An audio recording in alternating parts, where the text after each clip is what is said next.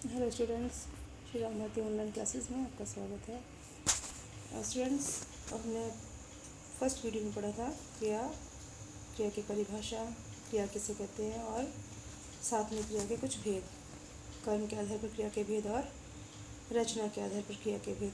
ठीक है, अब हम आज पढ़ेंगे संरचना के आधार पर क्रिया के भेद, क्योंकि हमने कर्म के आधार पर क्रिया के दो भेद पढ़ लिए थे। कौन कौन से?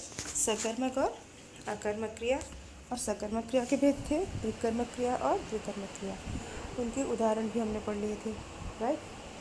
तो अब हम पढ़ेंगे संरचना के आधार पर क्रिया के भेद या प्रयोग के आधार पर क्रिया के भेद, राइट। तो प्रयोग के आधार पर क्रिया के कितने भेद होते हैं? प्रयोग के आधार पर क्रिया के 5 भेद हैं।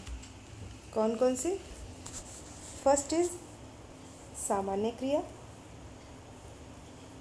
सेकेंड इज संयुक्त क्रिया, थर्ड इज प्रेरणार्थक क्रिया, फोर्थ इज पूर्वकालिक क्रिया एंड फिफ्थ इज नाम धातु क्रिया, राइट। तो सामान्य क्रिया जिसमें एक ही क्रिया हो, देखिए सामान्य क्रिया अर्थात जिस वाक्य में केवल एक क्रिया हो उसे हम सामान्य क्रिया कहते हैं। जैसे मानस ने खाना खाया, शैलजा बाजार गई, एक क्रिया है। अब सामान्य क्रिया के अलावा फिर जब हम संयुक्त में चलते हैं तो क्या कहेंगे? सेम इसको ही ले लीजिए, जिसमें 2 या 2 से अधिक धातुओं से बनी क्रिया एक ही क्रिया का काम करे, संयुक्त हो जो एक ही क्रिया का काम करे। जैसे खा लिया, खा और लिया, चली और गई। तो ये मानस ने खाना खा लिया, शैलजा बाजार चली गई। तो ये जो क्रिया है वो 2 क्रियाएं हैं, किंतु दोनों क्रिया एक क्रिया के रूप में कार्य कर रही हैं इस वाक्य में, इसलिए ये संयुक्त क्रिया है। संयुक्त मतलब 2 एक साथ मिली हुई क्रियाएं, यानी जुड़ी हुई क्रियाएं। अब तीसरी आ जाती है प्रेरणार्थक क्रिया। प्रेरणार्थक क्रिया में क्या होता है बेटा कि प्रेरणार्थक क्रिया में कर्ता स्वयं तो काम करता नहीं है, दूसरे को कार्य करने के लिए प्रेरित करता है। जैसे मान लीजिए मैं आपसे कहूँ, आपने अपनी मम्मी से मैगी बनवाई, आपने ये जैसे ये दिया गया है, रीता ने माली से पौधे लगवाए, माँ ने बेटे से चाय बनवाई। तो यहाँ माँ चाय बनवा रही है, लेकिन किससे? चाय किसने बनाई? बेटे ने। माँ ने क्या किया? माँ ने सिर्फ उसको प्रेरित किया। रीता ने माली से पौधे लगवाए, पौधे किसने लगाए? माली ने। लेकिन रीता ने क्या किया? उसे प्रेरित किया, राइट। तो इन दोनों वाक्यों में बनवाने का और पौधे लगवाने का काम कर्ता स्वयं नहीं कर रहा है, क्रमशः बेटे और माली से करवा रहा है। तो प्रेरणार्थक क्रियाओं में 2 कर्ता होते हैं, एक कर्ता वो जो प्रेरित करता है और दूसरा कर्ता वो जो कार्य करता है। क्लियर? अब देखिए, तो प्रेरणार्थक क्रिया 2 प्रकार की होती है, प्रथम प्रेरणार्थक और द्वितीय प्रेरणार्थक। तो प्रथम प्रेरणार्थक कैसी हुई? जैसे अब मान लीजिए यहाँ देखते हैं एग्जाम्पल्स में, ये तो है मूल क्रिया, ये है मूल क्रिया सारी, ठीक है। और ये प्रथम प्रेरणार्थक और ये द्वितीय प्रेरणार्थक। कैसे? बनना बनाना बनवाना, करना कराना करवाना, सिलना सिलाना सिलवाना, उड़ना उड़ाना उड़वाना, डरना डराना और डरवाना, हंसना हंसाना और हंसवाना, राइट। तो ये हो गई आपकी मूल क्रिया, साथ में प्रथम प्रेरणार्थक क्रिया और द्वितीय प्रेरणार्थक क्रिया।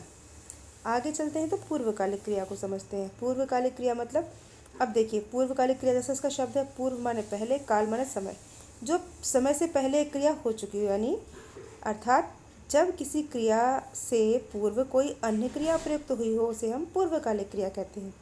जैसे राजन पाठ पढ़कर सो गया, तुम खाना खाकर खेलने चले गए, मैंने पाठ पढ़ाकर तुम्हें समझाया।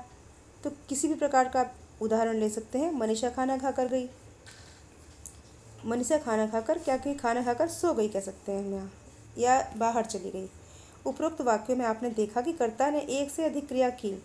राजन ने पढ़ने और सोने की क्रिया की और मनीषा ने खाने और जाने की क्रिया की, खा लिया और जा लिया, ठीक है। तो अब देखिए ये क्या है? ये नाम धातु क्रिया है, हाँ सॉरी, अब ये हो गई पूर्वकालिक क्रिया, नहीं पहले काम हो जाए उसके बाद में एक क्रिया हो, मुख्य क्रिया से पहले एक क्रिया हो जाए, ठीक है, तो उसे पूर्वकालिक क्रिया कहते हैं। ये समझ में आ गया आपको। अब आते हैं नाम धातु क्रिया पर। तो नाम धातु क्रिया किसे कहते हैं? जो क्रियाएं मूल धातु से न बनकर किससे बनती हैं? संज्ञा, सर्वनाम और विशेषण शब्दों से बनती हैं। जैसे संज्ञा से बनी हुई क्रिया क्या है? रंग से रंगाना। सर्वनाम क्या है? अपना, अपना से अपनाना। विशेषण नरम गरम से गरमाना, नरम से नरमाना। ठीक है। अब और इसके अलावा भी और होंगी। तो कुछ नाम धातु क्रियाएं इस प्रकार हैं: हाथ हथियाना, जूता जुतियाना, लात लतियाना, बात बतियाना, लज्जा लजाना, झूठ झुठलाना। अब सर्वनाम से बनी क्रियाएं: अपना अपनाना। विशेषण से बनी क्रियाएं: साठ सठियाना, गरम गरमाना, मोटा मोटाना, दोहरा दोहराना। राइट। तो ये आपका हो गया क्रिया का पूरा चैप्टर। आई होप आपको समझ में आ गया होगा।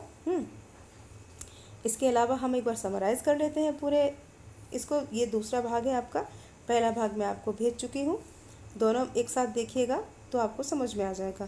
क्लियर। तो इसमें क्या है, जिस शब्द से किसी काम के करने या होने का बोध हो उसे हम क्रिया कहते हैं। कर्म की दृष्टि से क्रिया के 2 भेद होते हैं, सकर्मक और अकर्मक। प्रयोग की और संरचना की दृष्टि से क्रिया के 5 भेद होते हैं, सामान्य क्रिया, संयुक्त क्रिया, प्रेरणार्थक क्रिया और पूर्वकालिक और नाम धातु क्रिया। ठीक है। अब आप एक काम कीजिएगा, अगर आपको क्रिया के बारे में पूरा एक डायग्राम बनाना है तो आप अपनी रफ या फेयर कॉपी पर बना सकते हो। कैसे बनाओगे डायग्राम? क्रिया की परिभाषा लिख दी, पहले तो क्रिया की परिभाषा लिख दी। ठीक है। उसके बाद कर्म के आधार पर क्रिया के भेद, क्रम के आधार पर क्रिया के कौन से भेद हैं? 2 हो गए, अकर्मक और सकर्मक। ठीक है। अब सकर्मक के 2 भेद हो गए, कौन से? एक कर्मक और द्विकर्मक। उसके बाद फिर हम आ जाते हैं अगले पॉइंट पर, संरचना के आधार पर क्रिया के भेद। तो संरचना के आधार पर क्रिया के भेद कौन कौन से हो जाएंगे? 5 ये हो जाएंगे। तो उनको आप एक रेखा चित्र बना के रख लीजिएगा, एक रूपरेखा बना के रख लीजिएगा, तो आपको एग्ज़ाम टाइम में और बना के आप अपनी बुक के ही एक पेज पर पेस्ट कर लीजिएगा। तो जब भी आप क्रिया का चैप्टर पढ़ोगे तो आपको वो सब क्लियर हो जाएगा। ऐसे ही क्रिया किसे कहते हैं, इसके भेदों के नाम लिखिए, सकर्मक क्रिया और कर्मक क्रिया। ये मैं आपको अगले वीडियो में सारा का सारा अभ्यास कार्य भेज दूँगी। Right. Okay, till then good day all.